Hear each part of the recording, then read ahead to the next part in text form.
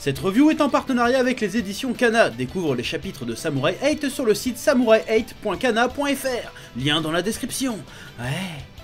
Salutations tête de nage, je suis le chef et bienvenue dans cette petite review du chapitre 6 de Samurai 8 de Masashi Kishimoto et Akira Okubo, si je ne dis pas de bêtises sur le nom. Publié en simultrade sur le site de Kana. Je mets le lien dans la description.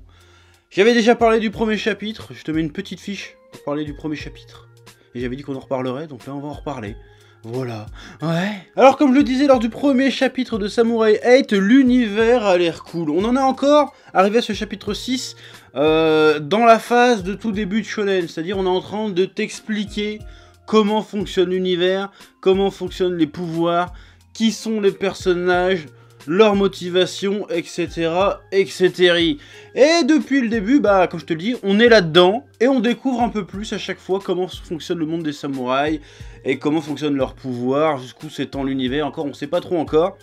Et avec ce chapitre, on te rajoute une nouvelle dimension, j'y reviendrai après, je vais parler de la princesse, évidemment, mais je t'en reparlerai après, je vais d'abord te parler des chapitres précédents, qu'est-ce qu'il y a eu d'intéressant et tutti quanti. Ouais. Alors j'ai personnellement apprécié les 2 et 3e chapitres, parce que là on voyait le petit Hashimaru qui a passé sa vie enfermé, à pas pouvoir sortir, à pas pouvoir manger ce qu'il voulait parce qu'il était dans un corps de faible, qui a maintenant un corps puissant de samouraï avec son key holder en forme de chien qui peut voler, décide d'aller explorer le monde et il rencontre sur un mec. Tu te dis, ça va être son premier ami, ça va être son rival, ils vont trouver des trucs à dire, ça va repartir un peu en mode Naruto Sasuke. Et pas du tout, on part dans un délire différent, où le gars il est content de rencontrer un ami qui, Nanashi, si je me souviens bien de son prénom, qui lui a tous les moyens physiques de sortir, de faire ce qu'il veut, mais qui décide de rester reclus, enfermé, parce qu'il veut pas parler aux autres humains, il a peur d'être jugé, il parle à sa main droite et à sa main gauche. Le concept était un peu délirant, un peu marrant, mais quand tu imagines ce concept que ses seuls amis c'est sa main droite et sa main gauche, et que tu considères que le gamin il a 12-13 ans, tu te dis que dans certaines situations ça doit être très gênant. Ouais, je parle exactement de ça, ouais. Ouais, tu sais très bien à quoi je fais allusion, je parle exactement de ce genre de truc. Parce que si tu considères que ta main te parle et que ta main gauche te parle, bon à un moment donné, plan A3, tout ça quoi, c'est un peu bizarre. Ouais, je suis parti loin, ouais. Mais j'ai surtout aimé ce côté dans le personnage d'Hashimaru, en fait ce qu'il y a de bien c'est qu'il est en train de tout découvrir, et il a un petit côté Sangoku, tu vois, il a le côté un peu je découvre tout, c'est intéressant, c'est cool, je suis content de vivre ça et tout. Et il fait tiens, je suis content de t'avoir rencontré mec, grâce à toi je me suis fait un nouvel ami, donc je découvre des choses, donc je te remercie. L'autre il se met à pleurer, il est touché parce que personne faisait attention à lui, tout le monde s'en foutait. Le côté complémentaire en fait. Là, tu peux croire qu'ils sont amis parce qu'ils se ressemblent vraiment. Sauf que le gars, il se sent un peu con. Il voit qu'un gamin qui était bloqué, qui avait un corps pourri, qui rêvait que de découvrir le monde, ne pouvait pas le faire, alors que lui, qui avait les moyens, la possibilité de le faire, s'enfermait tout seul juste par lâcheté, par bêtise. Donc le fait qu'il aide quelqu'un qui était dans la même situation que lui, c'est pas mal. Le personnage est un peu pur, un peu innocent. J'aime bien ça, l'histoire était plutôt cool. Même si j'ai pas trop compris le délire de... En fait, je suis fort, j'arrive à couper le truc avec mon sabre. J'ai pas trop compris ça. Donc j'espère qu'on reverra ce personnage de Nanashi. Parce que déjà, tu vois, Hashimaru, Nanashi... Il me semble que Nana, c'est 7. Si je dis pas de conneries, parce que mon japonais n'est pas encore au point. Il y a un truc à creuser. On va revoir ce personnage très certainement dans le futur. Ça pourrait être sympa qu'il se fasse un gang de samouraïs plutôt stylé pour aller explorer l'univers. Je pense qu'à un moment donné du manga, on va arriver à ce niveau-là. Bref, c'était sympa. Et bon, comme je disais, on est en train de découvrir l'univers. Il y a même un petit mystère autour d'Hashimaru et de son père. T'as Daruma, l'espèce de chat robot aveugle, qui fait « Dis donc, comment ça se fait que tu possèdes ce genre de matos en sortant l'épée que le poignet d'os sur lequel tu prends l'âme du samouraï pour faire un sabre laser de samouraï ?» Et il lui fait genre, comment ça se fait que t'as ça? En fait, tu caches ton fils depuis le début, tu sais très bien que c'est une des clés qui ouvre la boîte qui me met au fudo, je sais pas quoi là. Non, franchement, il y a un petit mystère déjà de base, mais on part encore sur ce côté. C'est un truc que j'avais reproché à Naruto à l'époque. C'est qu'au début, Naruto on disait, ouais, tu forges ton propre destin.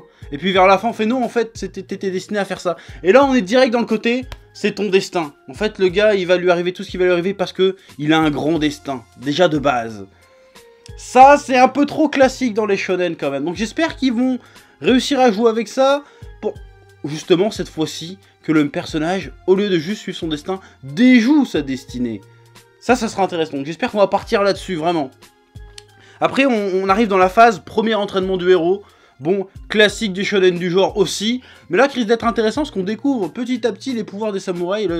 Justement, dans le chapitre 5, Daruma nous fait une démonstration de sa puissance avec le keyholder en forme de cheval qui est pas le sien à la base. Mais il se débrouille avec.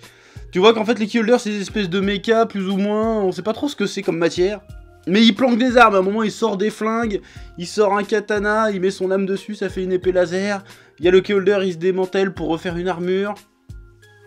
Très intéressant, mais faut dire que le concept des samouraïs dans ce manga est quand même assez velu. Hein. Il faut bien suivre, parce que t'as les keyholders, t'as les espèces de noyaux, les locker balls ou je sais pas quoi, t'as les katanas, puis t'as les vrais katanas avec l'arbre, t'as le manche en os.